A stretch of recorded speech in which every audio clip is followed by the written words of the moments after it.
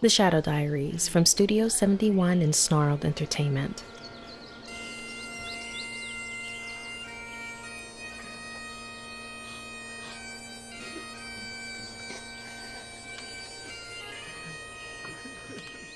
The casket was lowered, but not yet put in the massive hole dug in the earth. The 24 or so onlookers looked devastated. None more so than Trevor's parents, who stood front and center, his father barely able to stand from the grief, yet somehow lending stability to his wife, the grieving mother.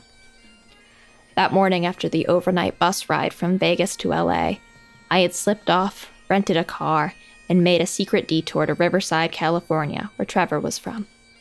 I had gotten nothing from Eliza's entire entourage about him, and there was no way I could do my job as a journalist if he went 6 feet under before I found out who he was.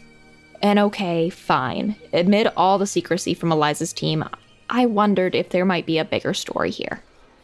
We gather here today to celebrate the life of Trevor Rowland, who has now returned to his home with our God, the Father. The priest asked for mercy from God, awkwardly told a story about Trevor as if he really knew him, and then opened the floor to the parents to give their last respects. Trevor's mother, Karen, stepped forward with a note in hand from which she began to read. Our boy was so beautiful. He was our pride and our joy, and he had his life taken. Suddenly, tears seemed to overwhelm Karen before she stopped and looked up from the paper.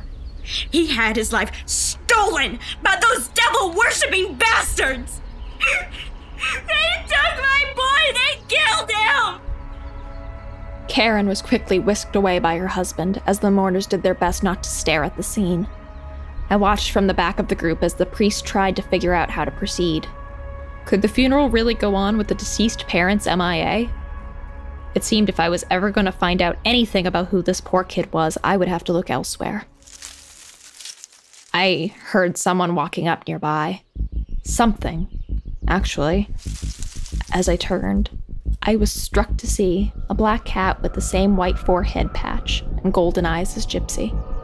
It stopped in the grass and stared at me, like it was trying to tell me something. As I stared back, I really started to consider the whole 9 lives thing.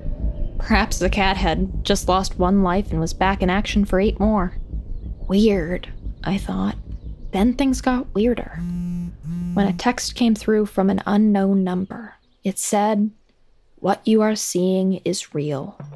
Unsettled, I walked a few steps back out of sight behind a tree and texted back, "Who is this?" The incoming call seemed to scare the gypsy look-alike as it darted off, out of sight behind the tombstones. I thought it must be the mystery texter calling to explain themselves. I got goosebumps. Should I pick up? This is Shana. Sup, Shana? It's Priya. Where you at? I just stepped out for a hike up the Hollywood Hills. But I'm on my way back to the hotel right now. Oh, right on. All right. Whew. Okay. Sounded like she had bought the story. Which was a major relief, because if any of Eliza's team had caught wind that I was attending the funeral of her deceased stalker, let's just say I'd have some explaining to do. When I knocked on your door, no one answered. I got a little worried. Thanks, but I'm totally fine. Are you whispering? No, just don't want to disturb the other hikers. Totally, yeah. So, alright, listen. Yesterday was really hard on Eliza. Even though it was a freak accident, she feels bad, you know? Now she's holed up in her room. She doesn't want anything to do with me or the girls, Marilyn, or even Cooper for that matter. But she said she really digs your energy. I mean, no pressure, but I think Eliza could really use a friend right now. Well, I want to be there for her, I really do. That's rad of you, Shana. I never want to put you on the spot, you know, but we didn't know who else to talk to. Don't worry about it at all. I'm on my way. Perfect. Room 907, you rock, Shana. Thank you. You're welcome. I found it totally ironic the way Priya thought she was asking me a favor. I couldn't believe Eliza asked for me to come back to the hotel and talk to her. I pulled onto the highway, and it occurred to me, I had no idea what needy Eliza was like. Was I volunteering myself for a job no one else could handle? The thought stayed with me all the way back to LA. I arrived on the 9th floor of the Montage Beverly Hills to find the door to room 907 left strangely ajar. I looked in to see that Eliza and all her belongings were gone, and housekeeping was already performing a deep clean. I was pretty sure I'd missed my chance to be Eliza's knight in shining armor when I found a post-it note on the door that read, "Move to room 1110. So I headed to the 11th floor. I entered the hall to hear Eliza going off on someone in a hysterical tantrum in room 1110. I froze, considering if I was really ready to go in there. Maybe I should just pretend I never saw the post-it note. I had just turned around to go when Priya stuck her head out of the doorway to the room. Shana, so great to see you. Eliza's still a little bit emotional. Will you follow me? Sure. I tried to put on a happy face, but not gonna lie, I was totally shaking in my boots. Well, my Converses. I entered the room to see Eliza, a spray bottle of floor cleaner in her hand, staring at Cooper, who stood by helplessly, too self-involved to give Eliza the level of empathy that she needed in this moment. Marilyn made use of the pause and the screaming to usher Cooper out of the room with her, which meant it was just me and Eliza. I didn't know what the hell to say, but the silence was killing me. Hi. Hey. You moved rooms. Have you ever seen black mold? I don't think. It was all over the last room. The one before that, too. It's in here also. In the AC, the fridge, the bathroom. I can smell it. Marilyn won't let me move again either, so now I just have to sanitize it myself. Suddenly, the spray bottle in Eliza's hand made sense, on a certain level. I watched as she sprayed the AC vent and wiped it down with paper towels. Oh, black mold. Sounds terrifying. Symptoms start harmlessly enough, with a cough, dizziness, trouble breathing. But once that shit gets inside you, you're looking at a disease no Western doctor can cure. The migraines start, then comes the internal bleeding, stroke, and eventually death. It's a silent killer. Oh, God. Wow, are you gonna be okay here? It's just one more thing I have to deal with. That they force me to deal with, you know? I'd never seen someone tear up as fast as Eliza did in that one sentence. Then it occurred to me. Yesterday's trauma with Trevor might be triggering a psychological issue that Eliza otherwise had control of. Whatever it was, Eliza needed a serious distraction to break her out of this manic cycle, and it was my job to give her one. I needed to think up something bold, and that's when I blurted out the one thing I told myself I'd never say to anyone on this tour, especially Eliza. Funny story. I have a dandelion tattoo, like the one on your left toe, but on my right side. Maybe if we stood side by side, they'd be symmetrical. Want to try it? She stood and inched her foot over to mine. She swallowed. I felt naked, exposed. I stood there waiting for my humiliating escort out of the room and likely out of the job. She looked up and I fully expected her to tear into me. When instead, she smiled, all lit up. You know what I love about dandelions? I knew her quote about them by heart, but I wanted to hear her say it. No, what's that? They never go away. They're beautiful and unstoppable. Just like me. They use the wind to spread their seeds, and every spring new ones grow. Then the butterflies come along. Eliza smiled at me and put her toe next to mine. Then she did something unexpected. Shana, come on! I want you to try on some clothes of mine. I jogged down the hall to keep up. At this point, I would do whatever it took to keep Eliza's spirits lifted. But I also began to wonder how long I could keep this up. Being with Eliza in such a fragile state meant even the smallest trigger might send her nosediving back down to the depths of despair. Try this. Vivian gave it to me as a birthday gift, and I don't know, it just never really felt like me. Eliza started to put together an outfit for me composed of Vivian Westwood pieces that I knew weren't cheap. I stripped down to my underwear as she rifled through more hangers. I felt exposed. I think you look fucking amazing in it. Thanks. Me too. Then it's yours. Eliza, no way, I can't. You can, and you will. You are my friend now, and I take my friendships very seriously. My friends are like my family. Okay? Okay. You win. Thank you. Seriously, it's amazing. Don't get all mushy on me. Let's try on some more stuff. From there, Eliza proceeded to throw half the closet at me. Meanwhile, she tried on a few outfits herself. Most were ones she hadn't worn in a while that she seemed unsure of. At one point, she put on a dress, the only one she had. I literally carry this thing everywhere with me and never fucking wear it. What do you think? Would you want it? There was something profound about seeing Eliza, who usually wore neon green undershirts with a dark toned mesh shirt or hoodies, suddenly wearing something so bright, simple, and fitted as this flower-patterned vintage dress. I caught myself staring. I think Eliza did too. Shana, what do you think? I think you look drop-dead gorgeous. Drop dead? Why would you say that? The giddy expression of joy on Eliza's face transformed to one of pale despair. Had I really just used the term drop dead the day after Trevor had literally dropped dead on set in front of her? It was definitely a mistake for me to use that expression, but Eliza's fragile mental state certainly didn't help the situation. Brilliant, Shana. Really smart. Oh, I'm sorry. Weird choice of words. Yeah, it was. I'll just change back into my stuff. Yeah, I think that's a good idea. Look, I'm really, really sorry. It's fine. I just... Can you please just go? I stepped out of the closet and made my way to the door of the suite. Shit. It sounded like Eliza had fallen and was not getting up. I ran back to the closet to see her splayed out in a pile of clothes, her head and body twitching, seizing up. At which point I realized this had turned from manic breakdown into a full-blown medical emergency. I dialed Priya, my hands shaking as I held the phone. Shana? There's something wrong with Eliza! Get help! Hurry!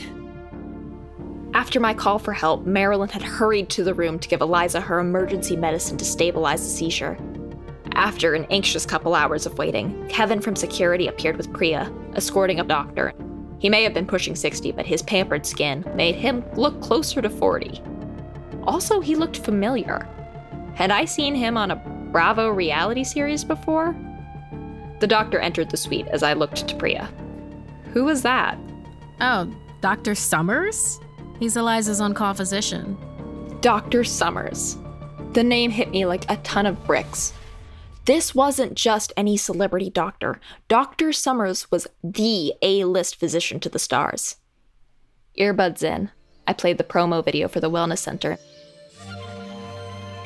Hi, I'm Dr. Richard Summers, and I want to invite you to make a life-changing choice. In today's modern world, we are surrounded by so many toxic chemicals, foods, and personalities, leaving us all feeling sick and unhappy. We feel this is just the way life has to be. And so we stay trapped in unhealthy thought patterns and habit cycles. But I want to offer you a different perspective. What if we hit that pause button on life and took some time to begin bettering ourselves as humans? Perhaps we could become better fathers and mothers, better bosses and friends, and begin to thrive rather than just trying to survive the day. Join us for an exclusive weekend at Summers Center for Wellness and make an investment in you that can change your life and the lives of those around you for years to come. Just like things are growing darker and colder for Eliza Gold, so are they this fall season. So, now is a great time to update your vitamin and wellness routines to help support your immune system with Care Of. Care Of is a wellness brand that makes it easy to maintain your health goals with a customized vitamin plan that helps you feel your best today and supports you long-term. All of Care Of's products are formulated with good-for-you, clean ingredients, and the best part is that they're backed by science. So I've been a victim to the afternoon slump lately. It feels like as soon as it hits 2 p.m., I'm exhausted. So I took Care Of's 5-minute online quiz that asks you questions about your diet, lifestyle, and health concerns to help address your specific wellness goals. I was recommended rhodiola to help maintain my stamina throughout the day. I'm so excited to give it a try. The quiz was so quick and simple to get through, and honestly, pretty fun. The questions were so thorough and took into consideration everything from the location I live in to my allergies and dietary restrictions. And to top it all off, it broke down the whole process with super cute animated graphics, making my results easy to understand. So guys, go online and try out this quiz now to see how Care of can help you with your wellness goals. Once you have your customized results, go to takecareof.com and enter code SHADOW50 in order to get 50% off your first Care of order. Once again, go to takecareof.com and enter code SHADOW50 for 50% off your first order. A quick look at the pricing for the retreat on Summers' website showed packages starting at $10,000. His medicinal cocktails were top secret, mysterious in origin, and seemed to work miracles every time. Hence the premium price tag. There was something slimy about the scheme that brought to mind the more controversial side of Dr. Summers. His treatment methods had come under scrutiny after a few celebs connected to him passed away shortly after receiving treatment. And one Reddit thread from an anonymous poster claiming to be a former employee said, "Stay the hell away. Dr. Summers makes people sicker on purpose. Don't trust him. His wellness center is a converted insane asylum from the 1950s. Once a patient checks in, they own you. But you'll be on so many meds, you won't know the difference." Were these just the words of a disgruntled former employee, or was there something to the claims? More important, what sort of medicine regimen did he have Eliza on? Was it ethical and thought out, or was it some sort of band-aid treatment that was only going to worsen her underlying issues? The door to the suite opened, and Dr. Summers came out, projecting his blissed-out brand of positivity at Marilyn and Cooper. The three powwowed, then Marilyn looked at me, and Dr. Summers headed my way. Hey, I'm Dr. Summers. I just wanted to introduce myself and say that Eliza's outlook is very good. And, could we be off the record? We weren't really... It's just that they'd like me to explain some of Eliza's recent medical history and alleviate any concerns that you may have over things she may have said to you. Of course. I'm here as her friend. Great. Well, so, Eliza suffers from bipolar disorder. It acts up when she's feeling stressed or uneasy. And to make matters worse, it seems that she hasn't been taking her medicine for at least 2 weeks. Now, a manic episode may lead her to believe any number of things about the people around her. She may claim that they're imprisoning her, stalking her, even trying to kill her. She'll be convinced deadly diseases are infecting her environment, or demonic forces are trying to control her, including vivid hallucinations of all of that I just mentioned. So you see, it can be quite a lot to handle when this happens, which is why they would want you to be aware. Now, I just want to be clear. Eliza is a healthy, happy, beautiful girl when she takes her medicine. So, it's on all of us, frankly, to ensure that happens. Does any of this make sense? Yes, it makes total sense. Any questions? Well, if something ever happens, like an emergency, what should I do? Dr. Summers pulled out his slick white business card that spelled out his name and info in gold lettering. He handed it to me. Call anytime. With that, Dr. Summers was off and down the hall. I looked to the suite door to see Marilyn and Cooper had already re-entered to check on Eliza. I took a breath and headed for the suite. I looked at her one more time as she stared at nothing in the mirror. Eliza, I just want you to know I really care about you. I'll play every song perfect. I promise. Well, that's not what I'm saying. It's gonna be the best show ever. Eliza, are you sure you're okay? You can tell me. I'm walking on sunshine. My effort to break through was useless, and as the hair and makeup team entered, I knew I was about to be kicked out. Have a good show, okay? It's gonna be the best show ever. Okay, bye, Shana. Thank you. I left the room, passing by Cooper and Marilyn on my way out. Shana? Yes? Respect Eliza's privacy. Not a word of this to anyone. Of course. See you tonight? I nodded and forced a smile, trying to hide how disturbed I was by the state I'd seen Eliza in. As I changed clothes and prepared to head to the forum, I couldn't shake the feeling that something was seriously wrong with the picture here. I knew the music industry was rough on people. I knew artists were sometimes emotionally troubled. I knew all this. And yet, the way Marilyn and Cooper had spoken to Eliza, it felt like she was their puppet, brainwashed to only live life on their terms. No, that wasn't fair. Eliza worked hard for this. She had to overcome her issues and pull through. That's what Marilyn's pep talk should have been about. But that was her job, not mine. My job was to deliver a riveting portrait of a lady on fire, at the top of her game, cheerfully touring the country to adoring fans in endless euphoria without a problem to speak of. My job was getting harder by the day. The crowd's endless roar came at a deafening pitch.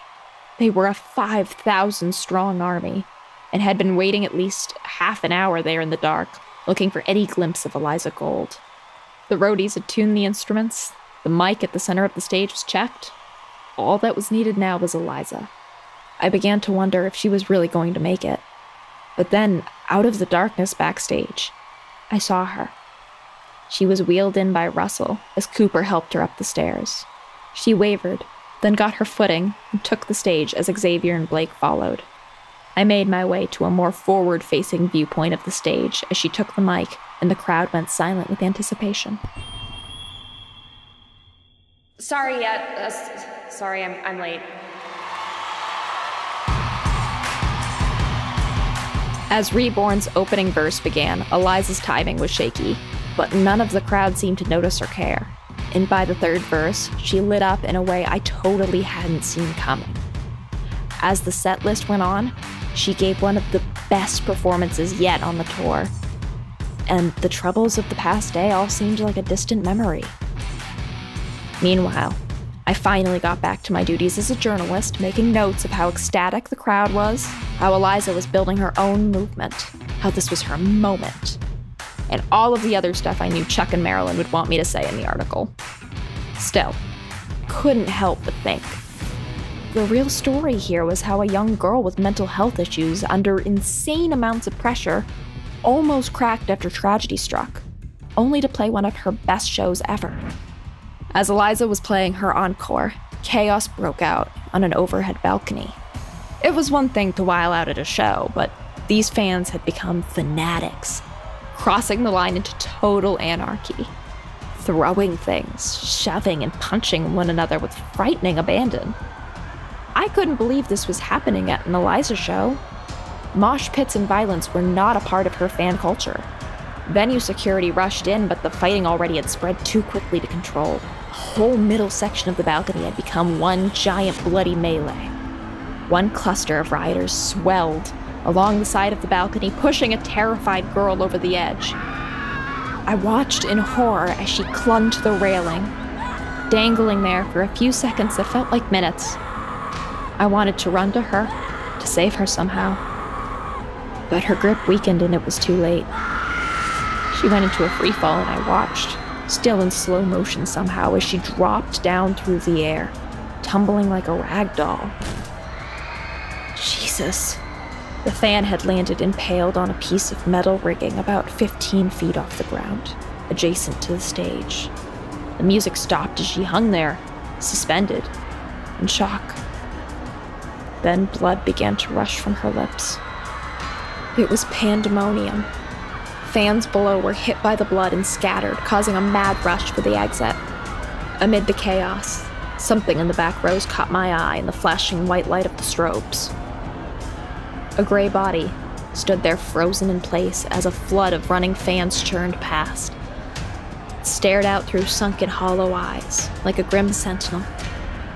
There was no mistaking it. The Shadow Man was back. I looked around to see if anyone else noticed, but no one had. They were too panicked to think of anything but escaping this waking nightmare, and by the time I looked back, he was gone. My eyes returned to the stage. There was Eliza, frozen, staring at the fan's bleeding body even as Xavier tried to urge her to move along. The show was over. It was the strangest thing, but I could have sworn I saw the faintest smile forming across her lips. The third tragedy in the last week, it was so unreal. Perhaps she thought it was some kind of joke from God? But it wasn't. And it was concerning to see her losing her grip on reality. As I made my way back to the bus, Eliza's team remained in total silence. I'm sure they were as overwhelmed as I was. Priya came up to me, distraught and still catching her breath from the hour-long show. That was so crazy, huh? Yeah, are you okay? I'm fine. I'm just like, whoa, shit. Priya seemed to be putting on more than she was actually feeling. Maybe she was just in shock. A call was coming in from the same unknown number that had sent me the mysteriously foreboding text while I was at the funeral. I should take this. I stepped out of the line to the tour bus and discreetly took the call. Who is this? Who am I? You're the one that reached out to me. DM'd me about my blog piece. Right. R/the Siren. Do you have a real name? No, but you can call me Virgil. Okay, Virgil. What do you have for me? I only have this. The evil eye sees all and knows all. The only safe ways to avoid its gaze entirely. Now I have to go. Wait, but you have to explain. I called back, but the call reached a mailbox that wasn't set up to receive voice messages. Whoever this Virgil was, he was raising more questions than answers. But I didn't have time to go down the rabbit hole now. I had a bus to catch to Phoenix. Wait for me! After back-to-back deaths with Eliza Gold in the headlines, you might think this would be the end. I figured I would wake up to a call from Chuck, pulling me off the road for my canceled tour the next morning.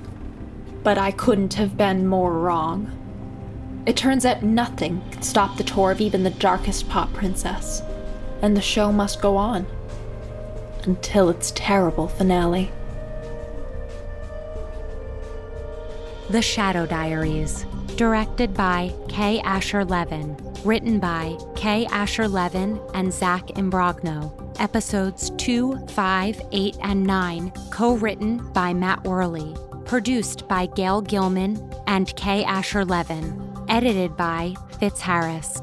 Executive producers Michael Schreiber, Dave DeVries, Stephen Pearlstein, and Gail Gilman. Starring Madelaine Petsch as Eliza Gold and Kara Hayward as Shana Secco. Featuring Constance Zimmer as Marilyn Rose, K. Asher Levin as Chuck, Markia McCarty as Priya, Clint Howard as Dr. Summers, Lydia Hurst as Christine, Davi Santos as Trevor, Carter Jenkins as Cooper Rose, Gerald Webb as Virgil, co-produced by Andrew Seeley, Josh Falcon, audio engineer, Annalise Nelson, associate producer, music provided by Gramoscope, mixing by Peter Lipinski, podcast cover art by Dak Schaefer, script supervisor Rebecca Samini. Additional featured voices by Zach Imbrogno, Sarah Lukasiewicz, Danny Gonzalez, Patrick Hambrick, Danielle Hootmer, Lauren Stevenson, Marina Ashfar, Zach Justice, Brighton Charbino, Saxon Charbino, Jimena Medina, David Warwick, Max Sternbaum, Jack Donnelly, Zeke Thomas, Dustin Moat, Brady Morphy, Sarah Sinsel, Dylan Swimmer, Ella Swimmer, Kira Lukasiewicz, and B. Busta.